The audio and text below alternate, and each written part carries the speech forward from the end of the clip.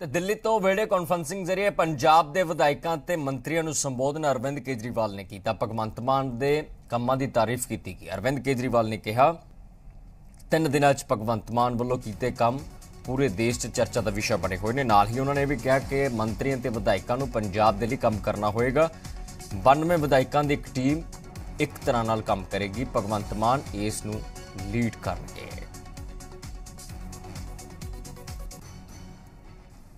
जिस तरह से पिछले कुछ दिनों में मान साहब ने जबरदस्त काम करके दिखाया पंजाब के अंदर, 16 तारीख को उनका शपथ हुआ,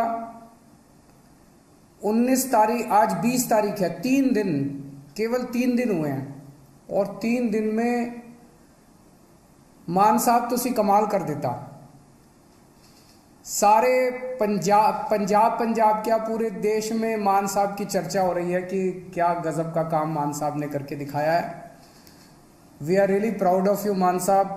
जिस तरह से जितने ये बड़े बड़े पुराने मंत्री संतरी हुआ करते थे उनकी सिक्योरिटी हटा के और वो सिक्योरिटी जनता के लिए लगा दी गई, वो पुलिस वाले जनता की सुरक्षा के लिए लगा दिए गए, वो सारे व्हीकल जनता की सुरक्षा के लिए लगा दिए गए।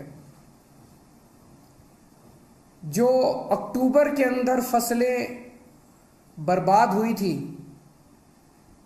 उन फसलों का अभी तक मुआवजा नहीं मिला था और सरकार बनते ही 1-2 दिन के अंदर सारे किसानों का मुआवजा उनके जिलों में पहुंच गया और अब मुझे बताया गया कि अगले 3-4 दिन के अंदर वो सब मुआवजा उनके चेक मिलने चालू हो जाएंगे। बहुत खुशी होती है ये सुन के। हर एक मंत्री को मान साहब टारगेट देंगे, भाई तुमको इतने दिन में इतना काम करना है, इतने दिन में इतना काम करना है, इतने दिन में इतना काम करना है। टाइम बहुत कम है, 24 घंटे का दिन होता है, 24 में से 30 घंटे काम करना पड़ेगा, रात दिन काम करना पड़ेगा, खूब मेहनत करनी पड़ेगी। अगर टारगेट पूरे नहीं होते आपके तो फिर जनता ही कहेगी भाई इस मंत्री को बदलो, दूसरे मंत्री को लेके आओ। हो सकता है थोड़ा सा बुरा लगे उस टाइम, लेकिन मजबूरी है, काम तो करना पड़ेगा। मान साहब जो भी टारगेट देंगे वो मान साहब के टारगेट भी पूरे करने पड़ेंगे। मैंने सुना है कि कुछ विधायक अपने जो मंत्री नहीं बन पाए वो दुखी हैं। हमारी 92 सीटें आई हैं, मंत्री 17 ही बनेंगे। ऐसा नहीं है कि जो विधायक मंत्री नहीं बने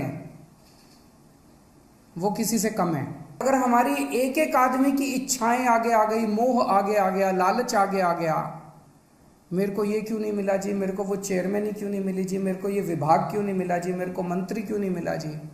अगर हम सारे अलग अलग अपने हिसाब से काम करेंगे पंजाब हार जाएगा। चुनाव प्रचार में कहा कि हमारी कट्टर ईमानदार पार्टी है, हम एक कट्टर ईमानदार सरकार बनाएंगे, भगवंत मान एक कट्टर ईमानदार आदमी है, लोग हमसे उम्मीद करते हैं। मैं कुछ भी बर्दाश्त कर सकता हूं, बेईमानी बर्दाश्त नहीं कर सकता, पैसे की चोरी बर्दाश्त नहीं कर सकता, जनता के पैसे की चोरी बर्दाश्त नहीं कर सकता। तो अगर मेरे को पता चला, मान साहब को पता चला कि कहीं किसी ने कुछ गड़बड़ की तो फिर एक भी मौका नहीं देंगे, वहां मौके की कोई गुंजाइश नहीं है। आपको हमने जो काम दिया, आपने टारगेट पूरा नहीं किया, हम आपको 1 मौका देंगे, 2 मौका देंगे, लेकिन अगर आपने कहीं गड़बड़ की तो पहले मौके में ही सख्त से सख्त सजा मिलेगी। जो सजा जनता को मिलती है उससे दुगनी सजा अपने वालों को मिलेगी। जनता ने बहुत भरोसा किया है, जनता के भरोसे को तोड़ नहीं सकते। बेईमानी मत करना और कुछ भी कर लेना, बेईमानी मत करना और जनता के साथ बदतमीजी मत करना। अभी मान साहब ने भी इसका जिक्र किया। मैं देख रहा हूं सोशल मीडिया पे हमारे कई एमएलए साथी विधायक लोग इंस्पेक्शन कर रहे हैं इधर उधर। बहुत अच्छी बात है, मुझे बेहद खुशी है। आप लोग अस्पताल में जा रहे हो, लोकल स्कूल में जा रहे हो, लोकल तहसीलदार के दफ्तर में जा रहे हो, जाओ, खूब जाओ, बहुत अच्छी बात है, यही करना है अपने को। एक ही चीज का ध्यान रखो, बदतमीजी मत करो। मैंने देखा एक बंदा किसी थानेदार को कह रहा है तेनू पुट्ठा टांग देंगा। ये भाषा हमें शोभा नहीं देती। ये कहने की क्या जरूरत है? अब तो तुम विधायक बन गए, अब तो मुख्यमंत्री तुम्हारा है, अब तो मंत्री तुम्हारे हैं। तुम चाहो तो 2 मिनट में उनको पुट्ठा टांग सकते हो। जिस दिन टांगने की, अब तो तुम्हारे पास कलम की ताकत है, कलम की ताकत से कुछ भी कर सकते हो। कहने की क्या जरूरत है?